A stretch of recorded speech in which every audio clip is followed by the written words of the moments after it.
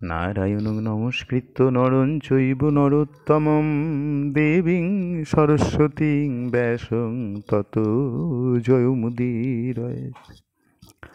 মহাভারত আদি পর্ব। সুধা বন্টন ও রাহুকেতুর বিবরণ। সৌতি বলে, সাবধানে শুনো মুনিগণ, কহিনু অপূর্ব হরি হরের মিলন। দেবগণ রক্ষা হেতু দেব ভগবান, পুনরূপী আইলেন সবাবিদ্যমান। হেন সুরাসুর সবে পাইয়া চেতন, কোথা কন্যা করে অন্বেষণ। দেবতাদের রক্ষার জন্য দেব ভগবান মোহিনী রূপ ধারণ করে এসেছেন সবার সামনে। হয়েছে হরির সাথে হরের মিলন। এবার এখানে সুরাসুর যত ছিল সবাই চেতন পেয়েছে। চেতন পেয়ে কোথা কন্যা বলে অন্বেষণ করে বেড়াচ্ছে। হেনকালে নারী বেশে দেখে নারায়ণে, এই বলিয়া ধাইল সর্বজনে। চতুর্দিকে হইতে ধাইল সুরাসুর, কন্যার বেরিল সবে করি লক্ষপুর। চিত্তের পুত্তলি প্রায় চাহে সর্বজন, ততক্ষণে নারায়ণ বলেন বচন। সবাই তার দিকে ধেয়ে এসেছে, তাকে চারিদিক দিয়ে ঘিরে ধরেছে। একদম চিত্তের যেন ছবি আঁকা, সেই চিত্তের পুত্তলির মতন সবাই তাকিয়ে আছে তার দিকে একভাবে মোহিত হয়ে। তব নারায়ণ বলছেন, এই ক্ষীর সিন্ধু মধ্যে আমারও বসতি, মোহিনী আমার নাম সমুদ্রে উৎপত্তি। সহিতে নারিনু অনুক্ষণ কলরব, কি হেতু কলহ করো তোমরা এইসব। বলছে, এই ক্ষীর সাগরের মধ্যেই আমার বসতি, সমুদ্র থেকেই আমি উত্থিত হয়েছি, আমার নাম মোহিনী। তোমরা কেন এখানে এত কলরব করছো? এত শুনে কহিতে লাগিল সর্বজন, অসুর অমর দ্বন্দ্ব অমৃত কারণ। ভালো হইল তোমা সহ হইল মিলন, আপনি থাকিয়া দ্বন্দ্ব কর নিবারণ। বাটি দেহ সুধা দ্বন্দ্ব হোক সমাধান, তুমি যা করিবে তাহা না করিব আন। তোমার সাথে পরিচিত হয়ে ভালোই হলো। এখানে দ্বন্দ্ব হচ্ছে অমৃতের জন্য, দেবাসুরের মধ্যে। তুমি এখানে থেকে দ্বন্দ্ব নিবারণ করো আর আমাদের অমৃত ভাগ করে দাও। তুমি যা করবা আমরা তার বিরুদ্ধে কোনো কথা বলবো না। কন্যা বলে, এত দ্বন্দ্বে আমার কি কাজ, কভু না মধ্যস্থ হইব সুরাসুর মাঝ। আমার বিধান যদি নাহি লয় মন, সবে ক্রোধ করিলে কি করিব তখন। আমার বিধান যদি তোমরা না মেনে নাও, সবাই যদি ক্রোধ করো, তাহলে আমি তখন কি করব? তাহা শুনি ডাকি তবে বলে সর্বজন, সত্য কহি না লঙ্ঘিব তোমারও বচন। তুমি যা করবে, তুমি যা বলবে, তোমার কথা কেউ লঙ্ঘন করব না।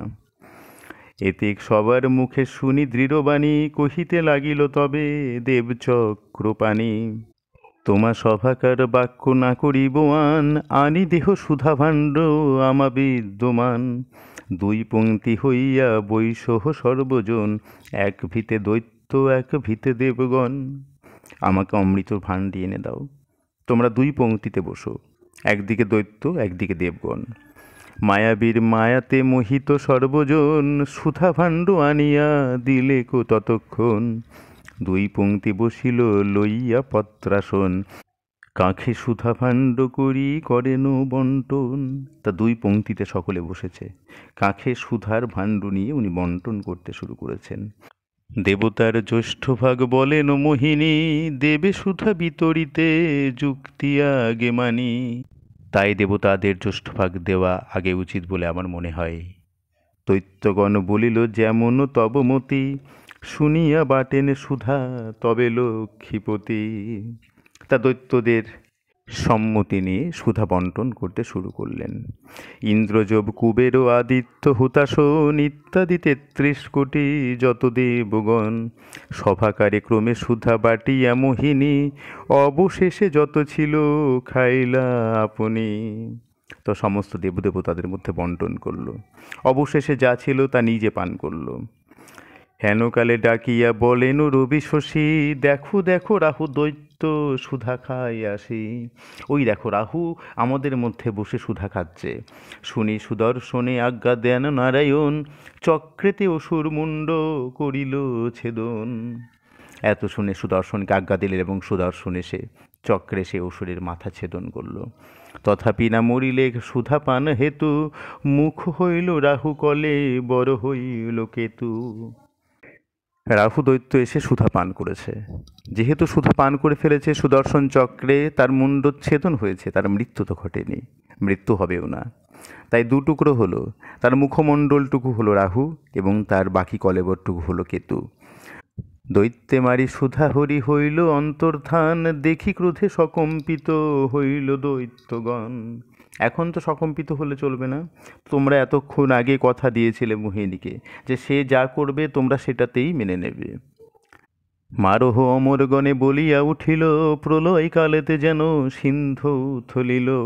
নানা অস্ত্র শস্ত্র সবে বরিশে প্রচুর, কে বরে নিতে পারে যুদ্ধ কইল সুরাসুর। সুরাপানে বলবান যতেক অমর, মথনেতে দৈত্যগণ ক্লান্ত কলেবর। না পারিয়া ভঙ্গ দিয়া গেল দৈত্যজন, আপন আলয়ে চলি গেলা দেবগণ। ভারতেরই পুণ্য কথা শুনে পুণ্যবান, কাশিরাম কহে কলি ভয়ে পরিত্রাণ। তা যখনই মোহিনী চলে গিয়েছে তখন দৈত্যরা ক্রোধে সকম্পিত হয়ে উঠেছে এবং বলছে দেবতাদের ধরে ধরে মারো। প্রলয়কালে যেমন সিন্ধু উথলে উঠেছিল সেই রকমভাবে নানা অস্ত্রশস্ত্র বরিশন করে অসুররা দেবতাদেরকে মারতে লাগলো। কিন্তু দেবতারা অমৃত পান করেছিল, তাই তারা বলবান ছিল, আর মথনের দৈত্যরা ক্লান্ত হয়ে গিয়েছিল, না পেরে ভঙ্গ দিল। দেবদেবতারা সবাই নিজা নিজা লয়ে প্রস্থান করল। নমস্কার। এই সমুদ্র মন্থনের কাহিনী শুরু হয়েছিল কদ্রু এবং বিনতা দুজনে একত্রে বসেছিল। তারা শ্বেত বর্ণের এক অশ্ব দেখতে পায়। সে অশ্ব ছিল উচ্চৈঃস্রবা, যা উঠেছিল সমুদ্র মন্থন থেকে। এই হেতু সমস্ত মুনিরা সৌতিকে জিজ্ঞাসা করেছিল সমুদ্র মন্থন কেন হয়েছিল তার বৃত্তান্ত। এবার পরবর্তী অধ্যায়ে আমরা আসছি নাগগণের প্রতি কদ্রুর অভিসম্পাত ও বিনতার দাসিত্ব বিবরণ। নমস্কার।